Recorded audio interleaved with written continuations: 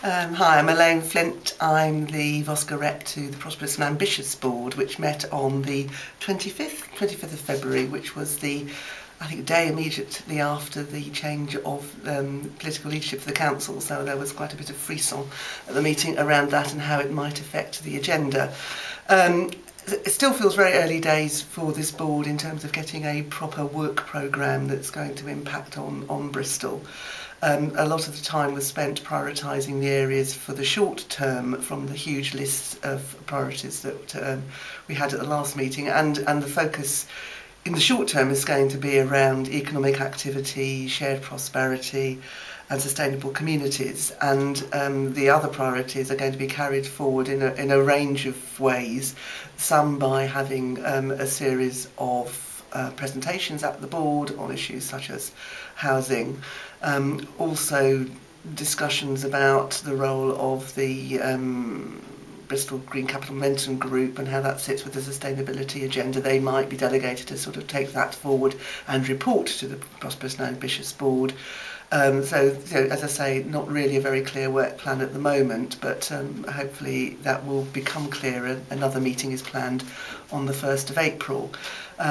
In terms of general discussion, clearly the recession is very high on the agenda, and obviously there's a very large attendance at the meeting by those who are involved in housing development and associated industries, and there was a lot of concern expressed obviously about the mothballing of major development sites around the city and the impact on the city, on the impact of the infrastructure in the building trades, both the actual construction workers and also the professional industries that surround it, and certainly from the evidence that was given by people around the table, very immediate and very drastic impacts are being felt already for Bristol.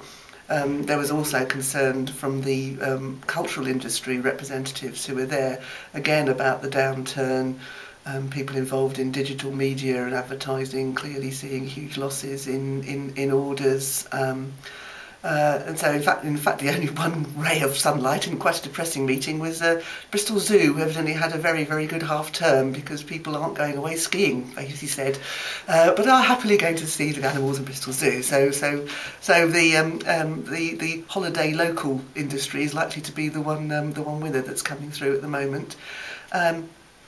There's been one resignation from one of the commercial members of the group, and of course there is no process for replacing people, as they were sort of handpicked in this strange meeting. Talking to Voscur, I'm hoping we will put forward another voluntary community sector representative to bolster our sort of knowledge and capacity and impact on that group. There may be other people putting people forward, so we can't obviously guarantee that. We will do our best.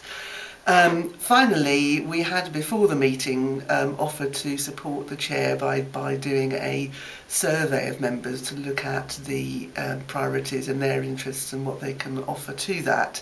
That didn't happen before the meeting, but the meeting did decide to take that up, and so Voscur will be talking to the chair to see how we can usefully support her and the Secretariat to try and help prioritise next actions.